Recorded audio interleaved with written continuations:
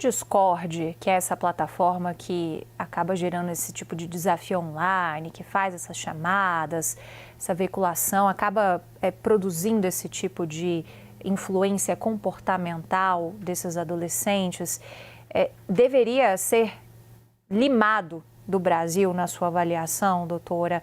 E quais são as outras redes que também podem aparecer como concorrentes? Porque se você tira uma, vem outra. E aí eu entro de novo com a necessidade de regulação. Como é que a gente pode entrar com o Estado, com políticas públicas, para tentar evitar que esse tipo de rede possa se espalhar? Eu acho que você traz colocações e perguntas, né, muito importantes. Assim, não há dúvida nenhuma de que a gente precisa sim de regulação dessa atividade que é realizada no ambiente digital. Eu fui uma das ativistas pela aprovação do ECA Digital justamente porque ele traz um arcabouço legal de responsabilização das plataformas e de todas as pessoas ali que de alguma forma participam da criação desse tipo de conteúdo, né? Então, assim, com a entrada em vigor da Lei 15.100, desculpa, me fugiu agora o número da lei, que é o ECA Digital, que vai entrar em vigor dia 17 de março desse ano, a gente vai passar a ter uma grande mudança legislativa, uma grande mudança no mundo jurídico, porque até então as plataformas, as big techs, as donas dessas redes sociais, né, a Meta, que é dona do Instagram, do Facebook, do WhatsApp, a ByteDance, que é dona do TikTok, a própria Discord, dos donos do Roblox, a Google, que é dona do YouTube, eles não tinham nenhuma responsabilidade legal, jurídica, pelo conteúdo que os seus usuários colocassem em suas redes sociais. Então, se alguém posta um vídeo torturando um animal, praticando uma violência sexual com uma criança, com um adolescente, ou cometendo qualquer tipo de violência, de atrocidade, aquele usuário poderia ser responsabilizado, mas a plataforma, que é, no final das contas, quem dá voz, quem amplifica isso, quem entrega esse conteúdo para milhões de usuários, não tinha nenhuma responsabilidade. Isso vai acabar em março. Ela passa a ter responsabilidade, inclusive uma responsabilidade preventiva, de uma atuação preventiva. Ela é obrigada a não permitir que se postem conteúdos nocivos para crianças e adolescentes, como conteúdos de desafios perigosos, de incentivo à automutilação, ao suicídio, ou transtornos alimentares, bullying e coisas desse tipo, violência sexual e coisas desse tipo. Agora, o que Doutor, acontece especificamente... Oi. não, eu ia só te perguntar, é porque te Só sobre ouvindo, o eu fico na... Discord, que eu queria...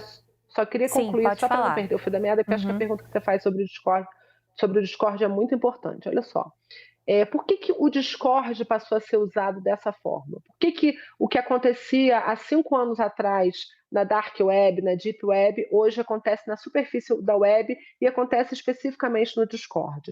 Porque essa plataforma ela tem um design, ela tem um desenho que favorece que isso aconteça no Discord especificamente. Por quê? Porque ela opera por chamadas de vídeo nos grupos de usuários, através de servidores privados, ou seja, só entra no link da call, da chamada, quem tem esse link.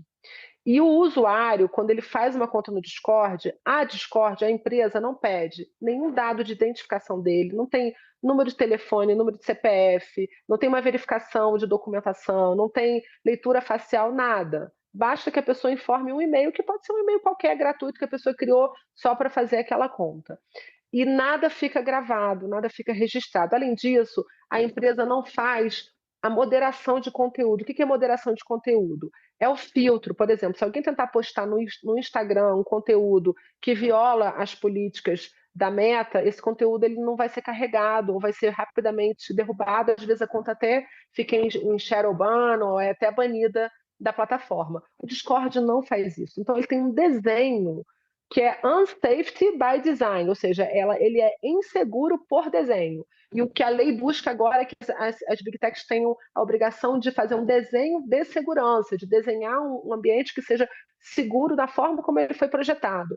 Eu não acho que o caso seja de banimento do Discord, eu acho que a empresa tem que se adequar à legislação brasileira para que passe, então, a ter um ambiente mais seguro. E se não fizer isso, ela mostra que ela não tem interesse em continuar operando no Brasil. Sim, fica uma coisa totalmente sem controle. Acho que essa resposta resume bem.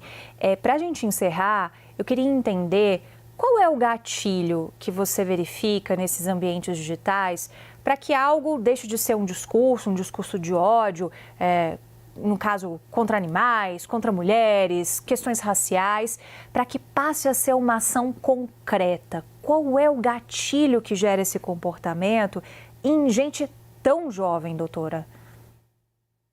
Então, o que a gente tem visto nos casos concretos, inclusive que tem chegado à justiça, já julguei vários, infelizmente, vários casos, né, envolvendo adolescentes sem tortura de animais em panelas do Discord, é que a gente tem 2 perfis diferentes de adolescentes. A gente tem alguns que têm já um transtorno de conduta, né, as avaliações psiquiátricas que a justiça determina vêm com essa conclusão, que é um adolescente que não tem empatia, não tem remorso, mente compulsivamente, tem um certo prazer em em presenciar, em testemunhar o sofrimento alheio, seja um sofrimento, de uma pessoa ou de um animal. Então, são adolescentes que sabe-se que quando se tornarem adultos, terão um provável diagnóstico de transtorno de personalidade antissocial, que é o novo nome que se dá àquilo que antigamente se chamava psicopatia. Esse é um grupo, assim, um grupo pequeno, tá, os psicopatas ou aqueles que se tornarão psicopatas é um grupo pequeno. E aí, mas eles fazem um estrago grande porque eles assumem a liderança nesse grupo e começam a envolver, aliciar outros jovens para fazerem o que eles querem. E aí a gente tem a manada, o grupo de adolescentes que vai na onda, que vai sendo levado, que vai sendo influenciado, porque são meninos, na maioria das vezes meninos, não meninas, as meninas normalmente são vítimas desse tipo de violência. Meninos que são excluídos desde pequenos, eles não têm amigos na escola, eles não pertencem ao grupo, eles não são convidados para nada. A escola finge que não vê, que eles não têm uma boa convivência e também não faz ações para inserir eles no grupo quando são crianças. Os pais não percebem o sofrimento deles. A grande maioria é vítima de bullying na escola, de exclusão, de isolamento. E aí, quando eles vão para o ambiente digital, eles vão para o ambiente digital e encontram nesses fóruns, nesses grupos, nessas comunidades, o tal do pertencimento, porque lá eles são acolhidos, eles são valorizados, eles fazem amigos virtuais que são outros jovens com esse perfil, né? E por outro lado, a gente tem a total negligência parental, pais e mães que não supervisionam o que os filhos fazem no ambiente digital, o que acaba sendo, juntando uma situação com a outra, uma bomba relógio, né? Assim, uma mistura explosiva que vai dar um resultado ruim a qualquer momento. E a gente viu isso acontecer quando houve a onda de ataques em escolas em 2023. Isso aqui é só uma variante, né, desse mesmo cenário de violência extrema. A gente tinha, em 2023, todo esse cenário se fomentando, se combinando, ataques em escola. Ano passado, a gente passou a ter uma violência que saiu da escola, foi para dentro de casa e também para a rua, né? Então, a gente passou a ter ataques nas ruas. E esse ano, a gente está vendo esses ataques a animais já saindo da esfera digital e indo para a esfera presencial, assim. E muitas vezes esses adolescentes com esse perfil de isolamento, de não ter amigos, eles são incentivados a praticar essa violência, porque se eles cumprirem esse desafio, eles passam a ter um status dentro do grupo. Então, eles assumem, por exemplo, uma posição de administrador da panela, às vezes até de dono da panela. Eu já vi um caso em que uma pessoa da panela foi incentivada a levar uma menina a se suicidar ao vivo no servidor. Se a vítima, né, essa menina aliciada, se matasse na frente da câmera durante a call, a pessoa que convenceu ela a fazer isso então receberia a propriedade da panela, pareceria ser o dono da panela, uma panela com mais de 1.000 membros. Então, assim, é esse grau, né, de loucura, de adoecimento psíquico que a gente tem visto acontecer.